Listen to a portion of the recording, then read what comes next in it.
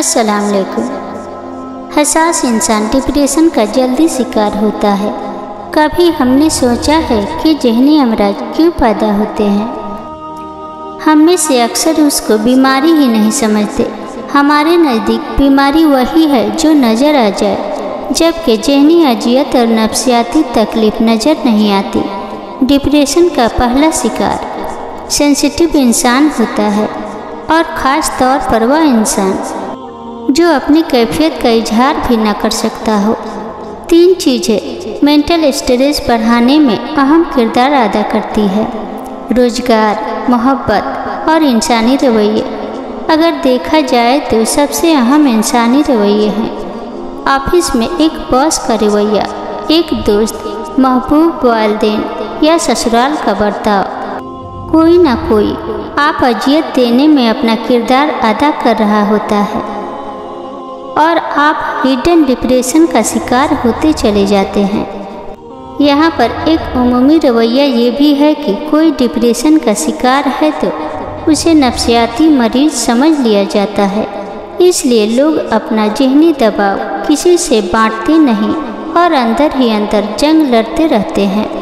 अगर हम अपने रवैये ही बेहतर कर ले तो किसी मरहम की ज़रूरत ना रहे। किसी की जज्बात, एहसासात और खिदमात की कदर ही जान ले तो उसे ज़हनी दबाव का शिकार होने से बचाया जा सकता है। ये बात बड़ी दिलचस्प है कि डिप्रेशन का बास आपके करीबी रिश्ते ही बनते हैं। वह किसी और को ये एजाज़ हासिल नहीं करने देते।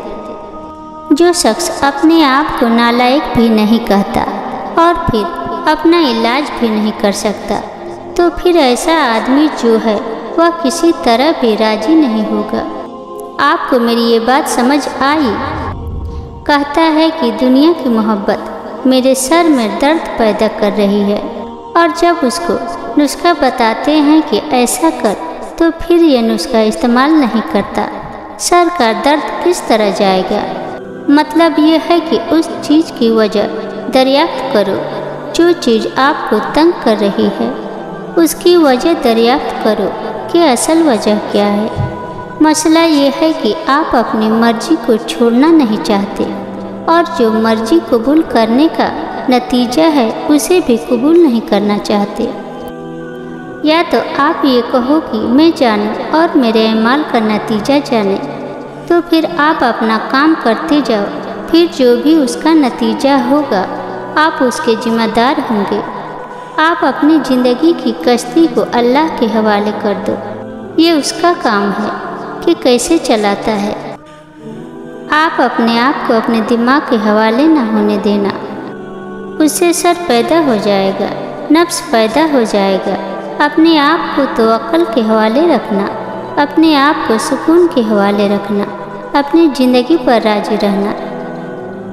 हर वक्त मजबूत बने रहने की कोशिश दिल को अंदर से खोखला कर देती है। मैंने अक्सर देखा है कि लोग अपने आप को फेस नहीं कर पाते, हकीकत को कबूल नहीं कर पाते, खुद से ही भागते रहते हैं। मगर कितना भागोगे और कहाँ तक भागोगे? आखिर में थक ही जाओगे। तब समझ नहीं आएगा कि तुम किस चीज़ से भाग रहे हो। सब कुछ ठीक लगने के बावजूद कुछ भी ठीक नहीं लगेगा, क्योंकि तुमने खुद से है जंग लगा रखी है, दिल और दिमाग की जंग। तुम अपने मिस्टेक्स और अपने फेलर्स को कबूल नहीं कर रहे।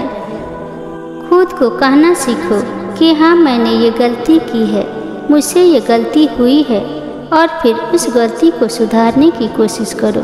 क्या ज़रूरत है अपने आंसू को ज़बरदस्ती रोकने की, हर वक्त खुद को मजबूत जाहिर करने की? कभी कभार रो लेना भी अच्छा होता है, लोगों के सामने नहीं, सिर्फ अल्लाह ताला के सामने। एक चीज़ जो मैंने सीखी है वह यह है कि मुश्किल वक्त में आपकी सोच को समझने वाले लोग एक तोहफे की तरह होते हैं, क्योंकि हम अपनी सोच हर किसी के साथ शेयर नहीं कर सकते। हम हर किसी को नहीं बता सकते कि मेरे दिमाग में क्या चल रहा है या मैं किस बात को लेकर परेशान हूँ, क्योंकि लोग कभी उस चीज़ को समझने की कोशिश नहीं करते कि आप किस तकलीफ़ से गुजर रहे हो। लोग कभी ये सुनने की कोशिश नहीं करते कि आप क्या कहते हो।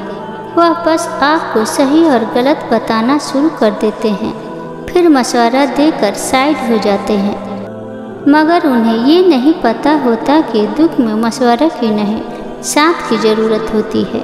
और मेरे ख्याल में ये भी अल्लाह ताला का करम ही होता है कि ऐसे चंद एक लोग वह हमारी ज़िंदगी में भेज देता है जो सिर्फ हमें सुनते हैं, सुनाते नहीं हैं। शिकवा करने से क्या होता है? कुछ नहीं। गुस्सा करने से क्या होता है? कुछ नहीं। रोने से क्या होता है? कुछ नहीं। नाराज होने से क्या होता है? कुछ नहीं। मान करने से क्या होता है? कुछ नहीं। पर ये सब वहाँ होता है जहाँ खैर सब छोड़ दें। जो जैसा है वैसा बन कर रहे। अपना दर्द न बताए कौन साकिम हो जाएगा? आप बताओ, आपको बुखार है तो बताने से कम तो नहीं हुआ, बल्कि सामने वाला बेजार जरूर हो गया। आप कह दो आप गमगीन हो, सामने वाले मसरूफ हो जाएगा या नींद आ जाएगी तो आपका मान टूटा वह अलग, और घंटों खुद को कोसना वह अलग। आपकी तकलीफ आपकी अपनी है, कोई साथ नहीं देता। सब कहने की बातें हैं, मैंने सब देखा है, कोई परवाह नहीं करता। सबको आप हंसते हुए पसंद हो तो सबके सामने इतने मजबूत रहो कि आपकी तकलीफ का अंदाज़ा लगाना तो बहुत दूर, कोई ये सोच भी न सके कि उसका तकलीफ लक्ष्य से वास्ता भी है। इसलिए छोड़ दे शिकवा, गुस्सा, नाराज़गी, मान बस सुने सबको। हाले मुझे लगता है तकलीफ़ ये नहीं होती कि जब हम रो रहे होते हैं, जब हम अपने आप को समझ नहीं पा रहे होते, जब हम खुद को एक्सप्लेन नहीं कर पा रहे होते, जब अगला इंसान हमें ही गलत कहकर चला जाता है और हम उसे रोक नहीं पा रहे होते। तकलीफ़ वह होती है जब हम उस सिचुएशन में अल्लाह को भूल रहे होते हैं। हम रोते हुए अल्लाह को याद क्यों नहीं करते? लोगों के पीछे क्यों भागते हैं जब अल्लाह हमारी सहरग से करीब है? तकलीफ़ वह होती है जब हम लोगों से एक्सपेक्ट करते हैं कि वह हमें समझेंगे, मगर अल्लाह को कैसे भूल जाते हैं? वह तो बगैर बताए भी हमें जानता है ना। वह तो कहता है कि मेरी तरफ आओ, मुझे बताओ, मगर हम ही उसे भूले चले जाते हैं। शायद इसीलिए मुझे सुकून नहीं मिल रहा हो, शायद इसीलिए कि मैंने दुनिया को अल्लाह से पहले रख लिया था। अल्लाह अगर हमारे नसीब में पथरीले रास्ते लिखता है तो हमें मजबूत जूते भी बख्श देता है। आप हमेशा रब की रजा में राजी रहना सीखिए। यकीन रखिए अल्लाह अपने बंदे को आजमाता है और आजमाइश अपने बेहतरीन बंदों को अता फरमाता है, क्योंकि वह जानता है वह उन आजमाइशों से निपटने की सलाहियत रखते हैं। और हर आजमाइश अल्लाह वालों को अपने रब के करीब से करीब तर करती है। मोहब्बत हमेशा पहली होती है, और अगर कोई कहे कि उसे दूसरी दफ़ा मोहब्बत हुई तो हो सकता है उसे पहली दफ़ा मोहब्बत हुई ही ना हो। इंसान के कोरे दिल पर एक पर जो नाम नक्श होता है वह ताउम्र रहता है। हम पहली मोहब्बत को भुलाने के लिए बहुत सारी मोहब्बतें करते हैं, लेकिन पहली मोहब्बत कहीं ना कहीं हमारे दिल में मौजूद होती है, दिल के किसी कोने में पनपती रहती है। हाँ, बस एक फ़र्क आ जाता है कि हमें पाने की चाह नहीं रहती, न ही उसे खोने का डर। हम हासिल और लाहासिल से बेनियाज हो जाते हैं।